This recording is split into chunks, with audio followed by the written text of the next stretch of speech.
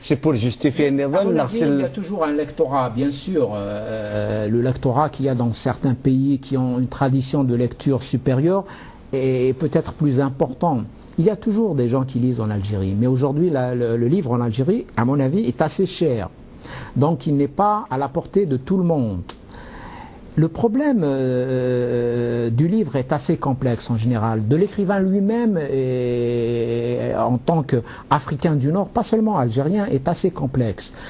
S'il publie chez lui, s'il publie en Algérie, il risque de ne pas être publié pour différentes raisons. D'abord par la censure. En plus, il n'y a pas beaucoup d'éditeurs professionnels en Algérie, tout comme au Maroc ou en Tunisie.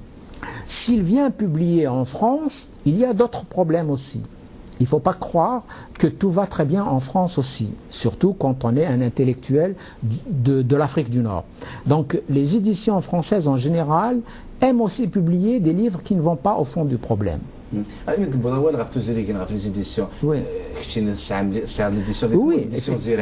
mon frère a fait une maison d'édition, mais il a arrêté parce que en général, les libraires ne jouent pas le jeu. Et donc, mon frère Mohamed Cherif, qui est aussi poète, qui écrit de la poésie, il a fait sortir un livre de poésie. Il a essayé de faire une maison d'édition, mais au bout de 3 ans, il a compris que c'était difficile s'il ne fonctionnait pas avec le système. Donc si tu publies des livres qui vont dans le sens du poil, du pouvoir, ils te donnent des aides et tu peux fonctionner. Mais si tu es autonome, indépendant, libre, tu n'as pas beaucoup de chances de percer. En plus, comme je te disais, les libraires eux-mêmes ne jouent pas le jeu. Si 10 libraires ne te donnent pas 3000 dinars, tu vas couler.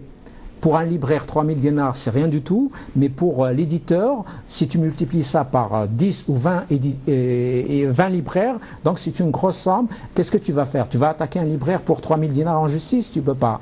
Donc mon frère, il a arrêté. Voilà, il a arrêté. Et si on était en démocratie, il n'aurait jamais arrêté.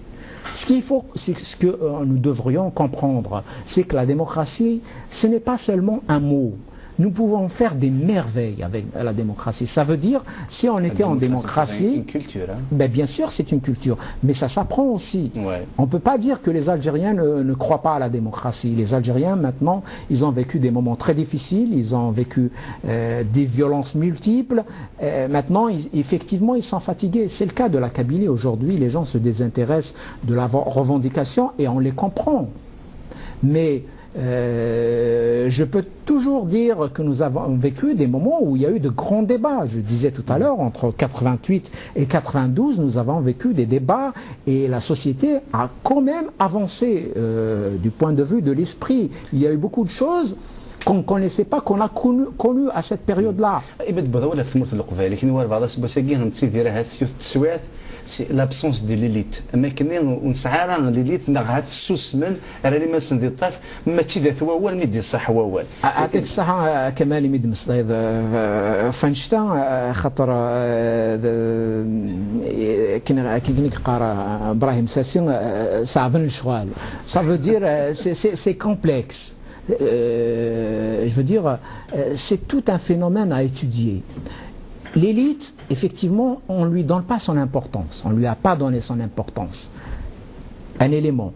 Deuxième élément, beaucoup, je vais me répéter, je l'ai dit tout à l'heure, il ne faut pas avoir honte de le dire, beaucoup de nos élites sont corrompues et travaillent pour le système en place. Certains ont même été à un moment dans l'opposition et ont fini par abdiquer et aller avec le système. Ce qu'il faut dire aussi, c'est que l'opposition en général n'a pas souvent été à la hauteur. Je parle de l'opposition politique.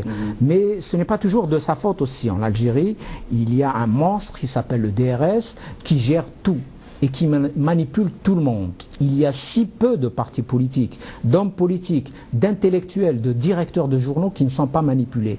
Mais beaucoup de cette élite maintenant a compris et s'est dit, au final, on s'en fout de cette manipulation du moment qu'on a l'argent et qu'on vive bien pour l'instant. Mais pour l'avenir de l'Algérie, ça sera catastrophique. الدوغالا انا تيكالين وحريش نتمطو خاطر الكتاب تاع كينيك شويه ضربيه ان دوزيام طابلو في المطوط ثم ما كان ثمطوط في كذا شنو زال المقور ديجا تاع قصه تبدا صمطوط الامير دي حكو تما شهوتي ناس شو دران فلاس قلت الجهه انا تيك ما كان امينه سال تمامو تقلب ذوك المزروي غاف تلاوين يكشم ذوك المزروي اما التنهينان اما فاطمه السومال وكيك صات يا ميساج نيوني اذن ما كان يتوفى لكن ثمتوث اغورنا ساعه غازال ما كان نغم سازال ناس الا ويا غونغالا غيني اتاسو مزروي غلان donc dans ce roman il y a beaucoup de plongées dans l'histoire l'histoire de l'Afrique du Nord, l'histoire de l'Algérie. Effectivement, Amina, elle rentre à l'université, elle veut d'abord découvrir Alger, elle va essayer de comprendre, de voir qu'est-ce qu'il y a comme monument à Alger. Elle va dans les musées et elle s'informe, elle découvre qu'il y a une grande histoire, effectivement, et puis elle va au musée Bardo. Et donc, elle se renseigne sur Tinhinan. Et de là, elle comprend que comme Tinhinan, comme Dehia, que nous appelons Kahina, comme peut-être la Fadman Soumer, il y a eu des femmes qui ont été des dirigeantes dans nos pays. Aujourd'hui, il est inconcevable qu'une femme soit présidente en Algérie. C'est inimaginable.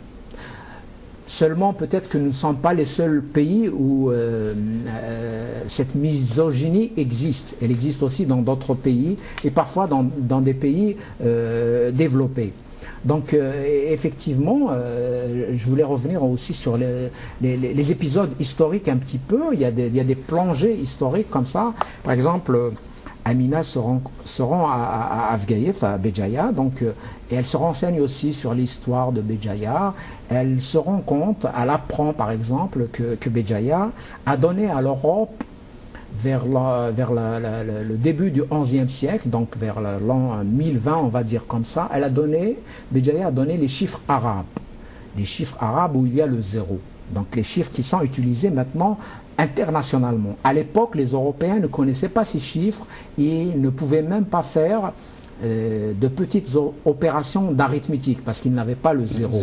Et donc c'est Béjaïa, durant l'époque hamadite, qui va donner, grâce à un Italien qui vient, Leonardo Fibonacci, qui vient de Gênes et qui étudie dans l'université à Béjaïa et qu'il découvre ahuri, complètement stupéfait, qu'il y a d'autres chiffres, et c'est lui qui va prendre ces chiffres, qui va les donner au Vatican, et le Vatican va les donner à toute l'Europe, et donc tous les progrès scientifiques européens sont d'une façon ou d'une autre l'œuvre de cette ville kabyle qui est Béjaïa, tu vois.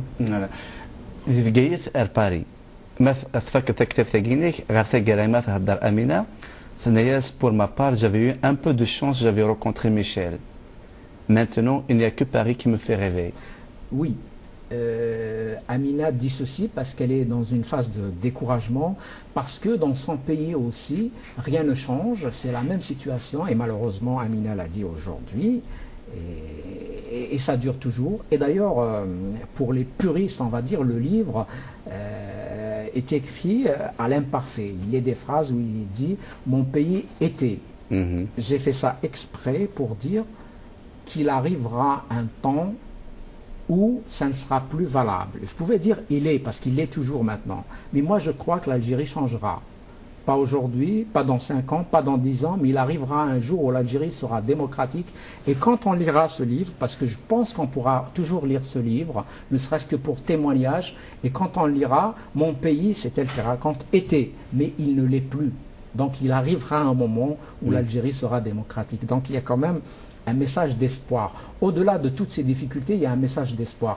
Pour Amina, dans sa vie privée, elle pense qu'elle va finir par rejoindre son amoureux, et donc elle pense le rejoindre à Paris, et donc elle dit « Seul Paris me fait rêver pour le moment ». Et dans le livre, il y a aussi tout un passage sur Paris, parce que cette fille-là sera invitée par Michel à Paris, donc il y a toute une période qui se passe à Paris, qui raconte Paris de la culture, qui raconte Paris de l'histoire aussi, des monuments, qui raconte un peu la présence un peu des Algériens à Paris aussi.